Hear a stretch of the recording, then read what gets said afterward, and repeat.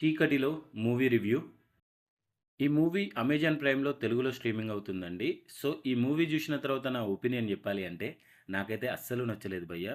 ఏ మాత్రం ఎంగేజింగ్‌గా లేకుండా భలే తీశార్రా అనిపించింది. ఏదో ఫ్లాష్ బ్యాక్ పోర్షన్ కొద్దిగా బాగుంది. ఫ్లాష్ బ్యాక్ ఎపిసోడ్‌లో మంచి టాపిక్ టచ్ జేశారంటే, చిన్నమ్మలతోటి, పెద్దమ్మలతోటి అఫైర్ గాదండి.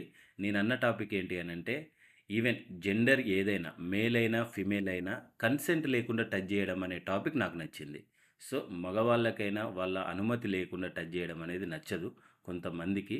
సో, ఆ ఒక్క పాయింట్ టచ్ జేయడం నాకు కొద్దిగా బెటర్ అనిపించింది. ఎందుకంటే మెయిన్ స్ట్రీమ్ మూవీస్‌లో మగవాళ్ళ మీద ఈ యాంగిల్‌లో ఈ పాయింట్ చూపెట్టరు. సో, ఇట్స్ ఓకే అనిపించింది.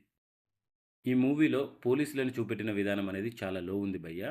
సీసీ కెమెరాస్ ఉంటాయి. అండ్ ఈ టైంలో ఫోరెన్సిక్ రిపోర్ట్స్ అనేవి చాలా యాక్టివ్‌గా ఉంటాయి. అండ్ చాలా ఎఫెక్టివ్‌గా వర్క్ చేస్తాయి. అవి గూడా పట్టుకొని కరెక్ట్‌గా సాల్వ్ జేయరు.